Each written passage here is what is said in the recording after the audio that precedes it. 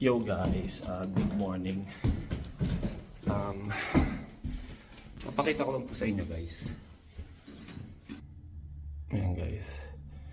Kung nakikita nyo guys, ito na yung first snow dito sa Edmonton.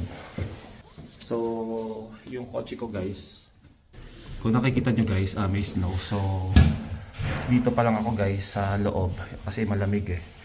So dito pa lang, kung napapansin nyo itong boto ng kotse, lahat ng kotse dito is may ganitong function, yung mag-i-start ka habang nasa loob ka pa ng bahay para umiinit na yung kotse mo. So guys, start na natin. Ito mag-start guys, dalawang pindot ng lock, tapos itong boto na to. Yan, kung nakita nyo, umilaw yung kotse. So, ibig sabihin, nag-start na yun. So, maya-maya tayo pupunta doon. So, eto guys na naman yung madulas na parte na naman. Napakadelikado pag winter, no? So, ayan guys. So, mga subscriber ko na parating dito, tsaka nagbabalak pumunta dito sa Canada, sa Edmonton o Alberta. So, ayan guys. Ayan ang sitwasyon natin pag winter dito. So kung naririnig nyo guys, nakastart yung kotse, no? So isa pang problema ng may mga kotse na may mga nagpa-park lang sa labas, isa tanggalin yung snow. So tatanggalin muna natin guys. So ito guys yung katuwang natin, no?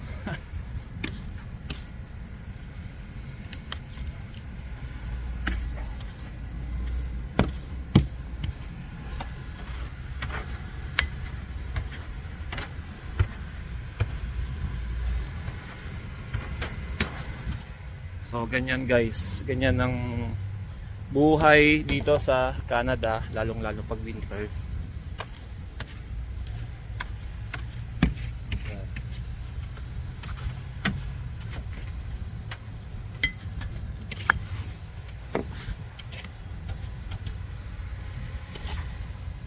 Actually guys, wala pa to, mahina pa to. Ito lang yung unang ano lang to, unang patak pa lang ng snow to, no?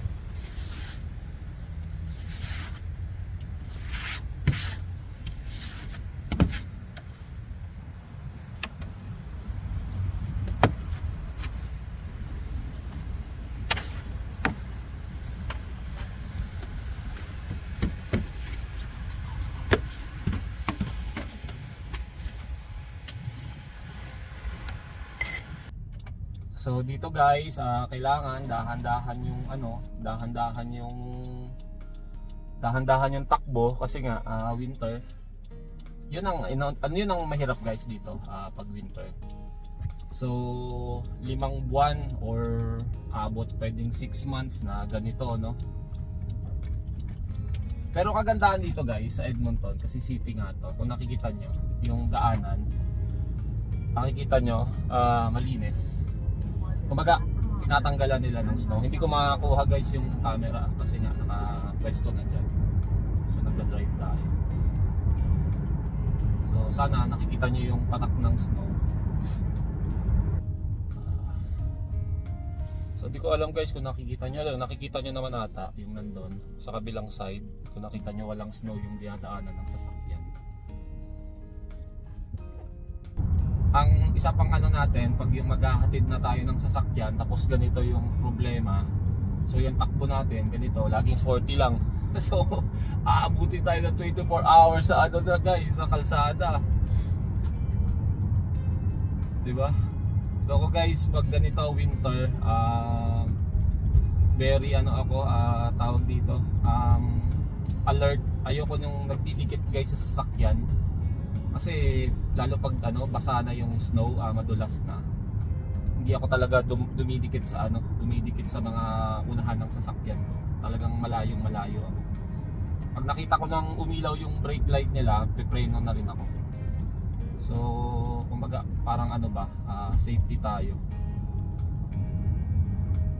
Tapos ayan, dahan-dahan. Supposed to be guys, 10 minutes lang eh. Pag kung hindi winter, simula sa bahay na orasan ko na.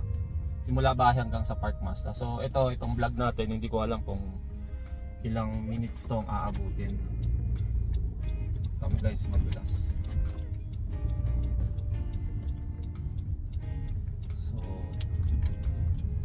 nag-aano guys, nagwi-wiggle yung ano ko,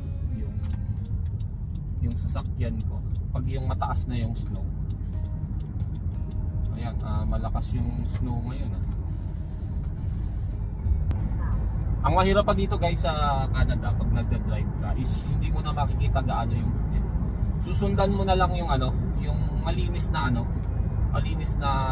area. So kumbaga, kung malinis 'yon, doon ka dapat dadaan.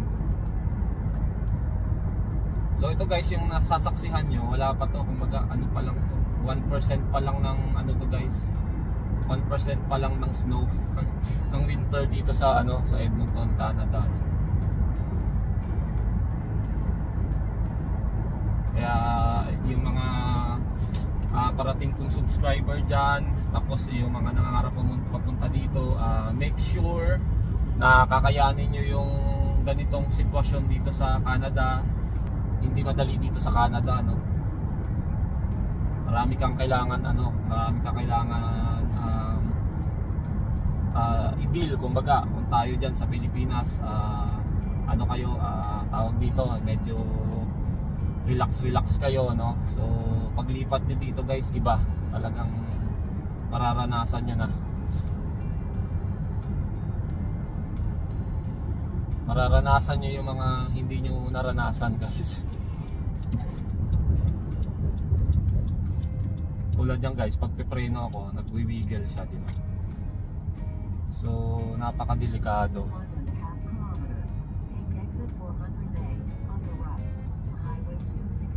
So dapat dahan-dahan lang tayo guys. Kung nakita nyo guys, may coyote doon sa gasaan. So dito guys, kaya yung mga insurance ng mga sasakyan, napaka-importante. Yung warranty, kasi pagdating ng winter guys, talagang mahirap. So tayo guys, kasi hindi pa tayo magaling mag-drive dito sa Canada, no? Pag winter, so kailangan talaga dahan-dahan tayo. Ang lakas ng snow ngayon, Pero para sa akin, mas maganda yung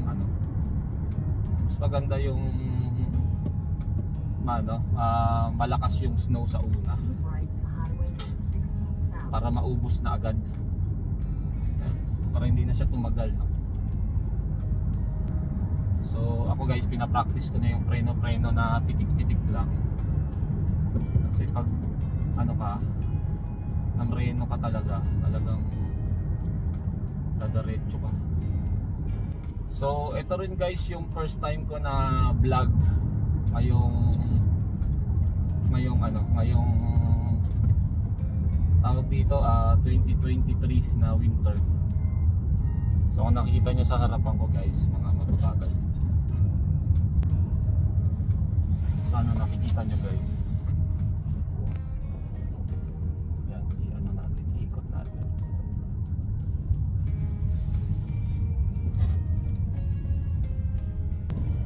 Guys, ang bagal. Tapos may mga malalaking truck pa guys, kung nakikita nyo, diba? Pag winter ganito, adjust ako ng oras. Tawag dito, yung alis mo kailangan mo i-adjust kasi nga pag winter mahirap mag-drive. Ayan guys ang sitwasyon. So kakanan na lang ako dyan guys, Park Mazda na. Nandito na ako guys sa Park Mazda. So ang kapal talaga ng snow. Pahirapan talaga guys pag winter, no. So ayun na nga. Tawag doon, dapat doon na pala ako dumiretso. Sobrang hirap mag-drive guys pag winter. So ayun.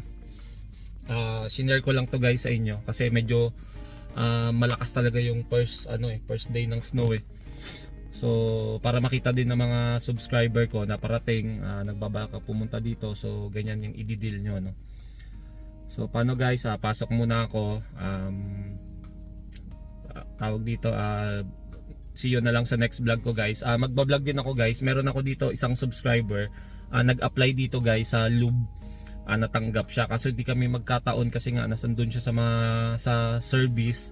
So nandito naman ako sa finance. So hindi kami nagkikita gaano. So yun guys, thank you sa panonood nyo. Ingat kayo dyan palagi. See you sa next vlog ko guys. Nabubulol na tuloy ako sa snow. So ingat kayo dyan. Salamat sa panonood. Bye bye. Peace.